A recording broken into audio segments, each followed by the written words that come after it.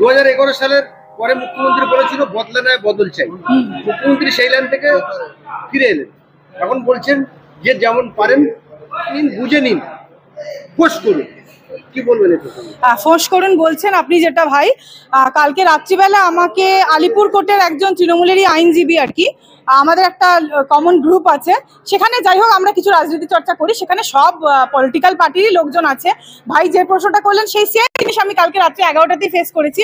উনি আমাকে ভয় দেখাচ্ছেন মেসেজ করে লিখে যে আমরা কিন্তু এবার ফোর্স করব, মানে যেহেতু আমরা বিরোধী পক্ষে রাজনীতি করি, আমার কাছে চ্যাট আছে, আমি নাম ডিসক্লোজ করবো না, এক্ষুনি আমি ভাইকে আপনাদের of the camera I can show, আমি প্রডিউস করতে পারি, দেখাতে পারি। উনি আমাকে লিখছেন যে এবার কিন্তু আমরা ফোর্স করব, দিদি তো বলেই দিয়েছেন। তো এটাই বলবো যে এইভাবে লোকের মুখ টিপে টিপে মিথ্যা কেস দিয়ে দিয়ে এটা কি রাজ্য ভাই? মানে আমাদের যে রাজ্য, তোমরাও ব্যালট বক্সে ভোট দিচ্ছ, আমিও ব্যালট বক্সে ভোট দিচ্ছি, রাজ্যটা আমাদের সবার, দেশটা আমাদের সবার। আমরা কে কি রাজনীতি করিটা নিরপেক্ষভাবে রেখে মুখ্যমন্ত্রী আমাদের সবার মুখ্যমন্ত্রী। মুখ্যমন্ত্রী শুধু আমার মুখ্যমন্ত্রীও, যে ছেলেটা যে দল ধর্ম নির্বিশেষে হোক তার মুখ্যমন্ত্রী, তিনি আমাদের এইটা, উনি আমাদের গার্জেনের কাজ করছেন, তিনি তো আমাদের অভিভাবক। আমরা অভিভাবকের উপর রাগ করি, আমরা অভিভাবকের উপর দুটো কথা বলি, কিন্তু এক্ষেত্রে তো দেখছি অভিভাবকের উপর দুটো কথা কি কিছুই বলতে পারবো না আমাদের। ইনি কি আমাদের অভিভাবক নাকি শাসক?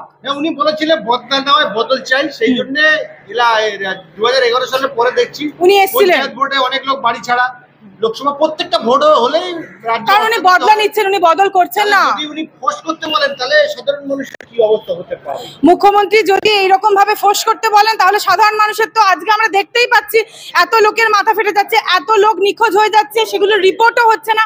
এই যে প্রতিটা লোক তার ঘরের লোককে হারিয়ে ফেলছে, মানে বিভিন্ন মানুষ তার নিজের কাছের ভালোবাসার মানে সন্তান হোক বা স্বামী হোক বা দাদা হোক, তাদের ঘরের বাবা হোক, তাদের ঘরের লোকদেরকে হারিয়ে ফেলছে, সেটা যে কোনো ধর্ম নির্বিশেষে। আর বারবার বারবার ধর্মের দোহাই দিয়ে উনি একটা রাজনীতিকরণ করে যাচ্ছেন। উনি মুখ্যমন্ত্রী কোনোভাবেই বদলা নিতে চাইছেন, বদলের তো কোনো প্রশ্নই নেই, উনি সবটাই মানে বদলাই নিয়ে চলছেন। এবং ওনার যে গদিটা সেটাকে কিভাবে রাখা যায় এবং সেটাকে কিভাবে কন্টিনিউ করা যায় দিনের পর দিন বেসিসে, সেটাই মুখ্যমন্ত্রী চেষ্টা করে যাচ্ছেন। কোনো রকম বদল আমরা দেখতে পাচ্ছি না ভাই, শুধু বদলা হচ্ছে, শুধু লোক মার খাচ্ছে, শুধু লোক মারা যাচ্ছে, শুধু লোক মরে যাচ্ছে, এটাই। এই রাজ্যে একের পর এক অস্থিরতা, তারপরে কি মুখ্যমন্ত্রী সেই অস্থিরতাকে আরো বৃদ্ধি করার জন্য? অবশ্যই মুখ্যমন্ত্রী এই যে অস্থিরতাগুলো, যেটা ওনার একটা শক্ত হাতে সবার প্রতি ভালোবাসা দেখিয়ে করা উচিত ছিল। দেখুন, ভালোবাসায় যেটা হয় সেটা ধমকি চমকি দিয়ে, ভয় দেখিয়ে, তোমার অধিকার কেড়ে নিয়ে, তোমার জমি কেড়ে নেবো, তোমার কিছু শ্রেণীর লোককে আমি পুলিশের পকেটটা ভরিয়ে দেবো বলে পুলিশ আর্মিটা আমি একদম নিয়ে নেবো, সে ব্যতীত আমি আজকে এটাই বলতে চাই, মুখ্যমন্ত্রী রাজ্যে দাঁড়িয়ে আজকে চোর ছাড়া কোনো ভদ্রলোকের, কোনো শিক্ষিত লোকের উন্নতি হয়েছে কি ভাই? আপনারা দেখুন, ভাবুন সেটা কোথায় উন্নতি? যে ছেলেটা শিক্ষা আছে যার পেটে, যে ছেলেটার মধ্যে ট্যালেন্ট আছে, যে ছেলেটার মধ্যে মেধা আছে, সে কিন্তু আজকে করে খেতে পাচ্ছে না, তার ঘর আজকে ভিক্ষা করছে। কিন্তু পয়সা কে হচ্ছে? সেই চোর, সেই শ্রেণীগুলো যারা চুরি করছে, যারা চুরি করে টাকাগুলো আত্মসাৎ করছে, যারা ঘুষের টাকায় বড়লোক হচ্ছে, শুধুমাত্র সেই শ্রেণীর লোকেরাই বড়লোক হচ্ছে। তো সেই ক্ষেত্রে কোনোভাবেই এখানে আমরা মুখ্যমন্ত্রীর ভূমিকা দেখতে পাচ্ছি না। আজ পর্যন্ত দোষীরা তো ধরা পড়লোই না। আর উনি যে বারবার সিবিআই কে বলছেন যে তদন্তভার দেওয়া হয়েছে, তা সেই সময় যে এভিডেন্স গুলো ট্যাম্পার করা হলো, এই যে হাজার হাজার লোক ওই সেমিনার রুমে ঢুকলো এভিডেন্সটাকে ডিস্ট্রয় ট্যাম্পার করার জন্য, কোথায় তখন মুখ্যমন্ত্রীর পুলিশ কি করছিল? সেই এভিডেন্স ট্যাম্পার গুলো তো মুখ্যমন্ত্রীর পুলিশই করলো। মুখ্যমন্ত্রী তো নিজেও একজন পুলিশ মন্ত্রী। আমরা একজন নারী হিসেবে, এ দেশের নারী হিসেবে আমরা কি আশা করতে পারি একজন মাননীয় মুখ্যমন্ত্রীর কাছ থেকে? যে অবশ্যই যাতে করে আমার মানে সেফটি সিকিউরিটি বজায় থাকে, মুখ্যমন্ত্রী যাতে সেই জায়গাটা আমাদের নারীদের সুরক্ষাটা দেখতে পারেন। এটা কি শুধু ধর্ষণ? এটা তো একটা planned murder. This is a planned murder. Sandip Ghosh দোষী হলে সিবিআই ধরছে না কেন বলছেন অভিষেক বন্দ্যোপাধ্যায়? সন্দীপ ঘোষ দোষী বলেই এখনো পর্যন্ত আমরা যেটা বুঝছি, প্রতিদিনই ওনাকে তদন্তে ডাকা হচ্ছে এবং সিবিআই বলছেন বড় বড় মাথাদেরকে খুঁজে বার করা গেছে। যেহেতু সেফটি সিকিউরিটি এবং এভিডেন্স ট্যাম্পারিং এর ব্যাপার আছে, তাই আমরা সেটা নিয়ে এখন অব্দি মুখ খুলছি না। সেটা খুব তাড়াতাড়ি সত্যি সবার সামনে আসবে এবং আসল অপরাধীরা ধরা পড়ার একটা জায়গা এসেছে এবং তারা অবশ্যই ধরা পড়বে। এবং সন্দীপ ঘোষ শুধু এই ক্ষেত্রে নয়, এই ক্ষেত্রের পাশাপাশিও উনি অনেক দুর্নীতির সঙ্গে যুক্ত। তার জন্য ইডি থেকে শুরু করে সবাই ওনার পেছনে মানে পড়ে রয়েছেন সঠিক তথ্যটা বার করার জন্য উনি ঢাকার চেষ্টা করে যাচ্ছেন। ওনার যা যা টেস্ট এবং মানে আইন মোতাবিক সেটা আমি পুরোটা কমেন্ট এখানেই করব না, আপনারা সবাই জানেন, খবর দেখছেন। তো ভুলভাল মানে কিছু নিউজ আমি সেরকম ভাবে on the basis of news media আমি সেটা বলবো না। তবে হ্যাঁ, ভেতরের যেটা খবর অনুযায়ী দোষীরা অবশ্যই ধরা পড়বে এবং সন্দীপ ঘোষকেও রেগুলার তদন্ত করা হচ্ছে। যদি কংক্রিট সেই জায়গা আসে, সিবিআই তার কাজ করছে, সিবিআই নিশ্চয়ই অ্যারেস্ট করবে। ইনভেস্টিগেটিং অফিসার তার পার্ট সেটা, সেই পার্টে আমরা ঢুকছি না, সেই পার্টটা সিবিআই অবশ্যই দেখবে। কার্যত কালকে বললেন যে জুনিয়র ডাক্তারদের হুঁশিয়ার দিলেন, তিনি চাইলে তাদের বিরুদ্ধে মামলা করতে পারেন। হ্যাঁ, তিনি উনি ভয় দেখাচ্ছেন ওনাদের আন্দোলনটাকে মানে বয়কট করার জন্য, ওনাদের যাতে করে, শুনুন, যখন শাসক কখন ভয় পেয়েছে বুঝবেন বলুন তো? শাসক যখন মুখটা বদমাইশি করে আপনার বন্ধ করে দেবে। দেখুন ভাই, আমি যদি আজকে দাঁড়িয়ে কোনো ভুল করি, আপনি কিন্তু আমায় এসে বলবেন দিদি তুমি এটা ভুল করছো, আমি কিন্তু সেটা জায়গাটা রেকটিফাই করার চেষ্টা করবো। আমরা সবাই রক্ত মাংসের মানুষ, কেউ ভগবান নয়, ঈশ্বর আল্লাহ নই যে আমরা যা করবো সব একদম ঠিক করে দেবো। আমাদের ভুল হতেই পারে, কিন্তু ওনার ভুল রেকটিফিকেশনের তো কোনো জায়গাই নেই। উনি জ্ঞানত ভুলগুলো করে চলেছেন এবং সেগুলো রিপিট করে চলেছেন নিজের গদিটাকে ধরে রাখার জন্য, কারণ উনি মনে করছেন রাজ্য দেশ এগুলো ওনার রাজত্ব।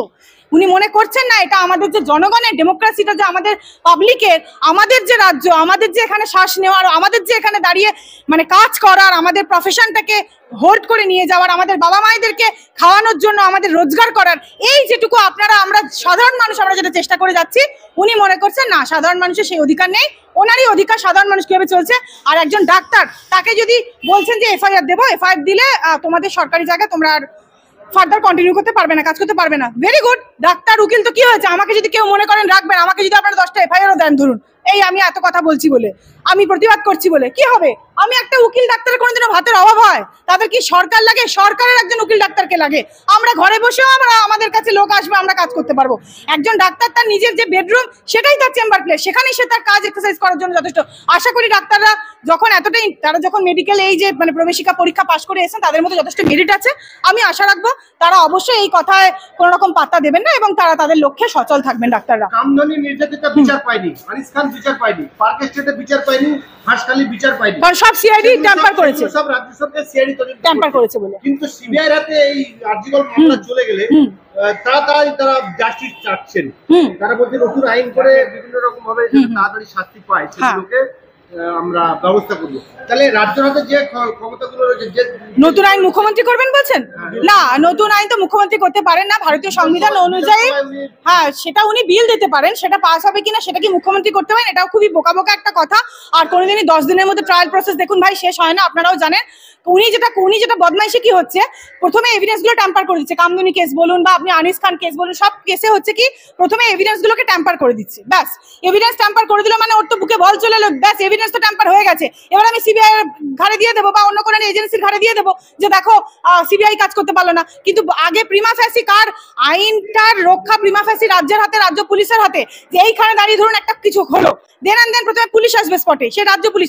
তারা যদি সমস্ত কিছু অপরাধী যদি তাদের ঘনিষ্ঠ হয় ঢাকার জন্য, তিনি যখন সবকিছু আগে প্রথমে মুছে দেবেন, তাহলে আপনি কি করে বিচার পাবেন? আর কখনোই এরকম কোনো আইন হয় না যার জন্য যেটাতে মানে মুখ্যমন্ত্রী নিজে কোনো আইন বানিয়ে নিতে পারেন। উনি রেফার করতে পারেন, আর তাছাড়া উনি কি রেফার করবেন? যেটা করার তো অলরেডি ন্যায় সংহিতাতে আমাদের বলাই আছে। সেই অনুযায়ী উনি যদি ফলো করতেন তাহলে ওনারা আজকে এই কথাগুলো বলতে হতো না, আর দিনে জাস্টিস পেয়েই যেত মেয়েটি। অন্তত এভিডেন্স গুলো ট্যাম্পার হতো না, আমরা আইন বিচারের প্রক্রিয়ার মাধ্যমে আমরা এগিয়ে যেতে পারতাম আর কি। অভিষেক বন্দ্যোপাধ্যায় বলছে এরপরে একেবারে সিবিআই দপ্তর ঘেরাও করার ডাক দিচ্ছে। তা তো করবে উনি, ওনার যেটা ঘেরাও করার ওনার পাওয়ার আছে। পাওয়ারে থাকলে অপব্যবহারও হবে, ব্যবহারও হবে। উনি যদি মনে করেন যে উনি সিবিআই অফিস ঘেরাও করবেন, উনি করবেন, সেটা ওনার ইচ্ছা। সিবিআই তো তদন্তকারী সংস্থা, তারা তো তাদের কাজ করছে। এরপরে কি কাজ করছে সেটা আমরা নিশ্চয়ই গ্র্যাজুয়ালি জানতে পারবো। আইনজীবীরা আছে যে কমপ্লেক্স ঘেরাও করছে, কোন আইনজীবীরা? আমাদের রাজ্যের বার কাউন্সিল, হ্যাঁ, যেটা তৃণমূল আর কি অধ্যুষিত, করতেই পারেন। ওইটাই হলো রাজ্য সরকারের বার কাউন্সিল বলে কিছু নয়, এটা আলটিমেটলি তৃণমূল সরকারেরই চাল এবং তারা এটাই দেখা চাইছেন আমরা প্রচুর লড়ছি। খুবই ভালো, ওনারা করুন। ওনারা যদি এই কাজগুলো করে যদি আজকে নিজেদের সরকারের যে দায়টা এবং দায়বদ্ধতা মানুষের প্রতি এবং সরকারের যে ক্রিমিনাল অ্যাকশন গুলো সেগুলো যদি কোনোভাবে কভার আপ করে ফেলতে পারেন, মানে এই কাজগুলো করে, ভেরি গুড। ওনারা সিবিআই অফিস ঘেরাও করে যদি এই নিজেদের যে দুর্বুদ্ধি, নিজেদের যে বদমাইশি, নিজেদের যে চুরি করার যে জিনিসগুলো, সেগুলো যদি ওনারা মনে করেন আমি ঢেকে দেবো, সিবিআই অফিস ঘেরাও করে, very well and good, they are welcome. তারা করতেই। আমি আপনাকে বলছি, আমি নাম না করে বলছি, এখানে একজন যে তৃণমূলের এমপি আছেন, উনি কিছুদিন আগে বলেন যে ওনার ছেলেও এই কোর্টের উকিল আর কি। উনি বলেন আমার 2টি মেয়ে আছে। তা আমার একটি কেসের ক্ষেত্রে যেখানে মানে আমাকে আর কি বলতে পারেন রাস্তাঘাটে কিছু গালাগালি কিস্তি করা হয়েছিল, সেই নিয়ে একটা কেস হয়েছিল হাইকোর্টে। তখন উনিই ছিলেন জুনিয়র স্ট্যান্ডিং কাউন্সিল ইয়ের বিহাফে, মানে রাজ্যের বিহাফে, ঠিক আছে।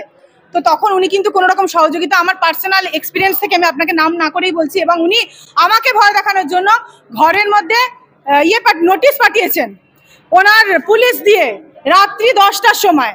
এই কাজ ওনারা করছেন, এই হচ্ছে রাজ্যের আইনজীবী। আপনাদেরকে এটাই বলি, মহামান্য বিচারপতি আমাদের হাইকোর্টের অনারেবল জাস্টিস শিবাঙ্গানাম স্যার বারবার বলছেন যে এত ক্ষমতাবান লোক সন্দীপ ঘোষ, যার জন্য রাজ্যের টপ লয়ার দাঁড়াচ্ছে। আবারও বললাম, নামটা না করে বললাম, আপনারা সার্চ করলে অর্ডার শিটটা দেখে নিতে পারবেন। রাজ্যের সেরা সেরা টপ লয়ার সন্দীপ ঘোষকে রিপ্রেজেন্ট করছে। কিসের জন্য? সন্দীপ ঘোষকে যদি রাজ্য আজকে তল্লাই না দেয়, তাহলে বুঝুন কোন সন্দীপ ঘোষ, কোন চোর, কোন ক্রিমিনাল, কোন অ্যাকিউজদেরকে আজ পর্যন্ত অ্যারেস্ট না করে তাদেরকে ঢাকার জন্য, তাদেরকে তল্লাই দেওয়ার জন্য এই রাজ্য সরকারের এই চাল যে সিবিআই অফিস ঘেরাও করে। সেটা আপনারা বুঝুন, আমি কেন আপনাদেরকে সব বলে দেবো? আপনারাই দেশের জনগণ, আপনারাই দেশের ভবিষ্যৎ, আপনারা আমাদের গণতন্ত্রের অর্গান। আমি তো সব বলে দেবো না, আমি আপনাদেরকে ধরিয়ে দিলাম, আপনাদেরকে গাইডলাইনটা দিয়ে দিলাম। এবার আপনারা নিজেরা নিজেদের বিচার আপনারা করুন।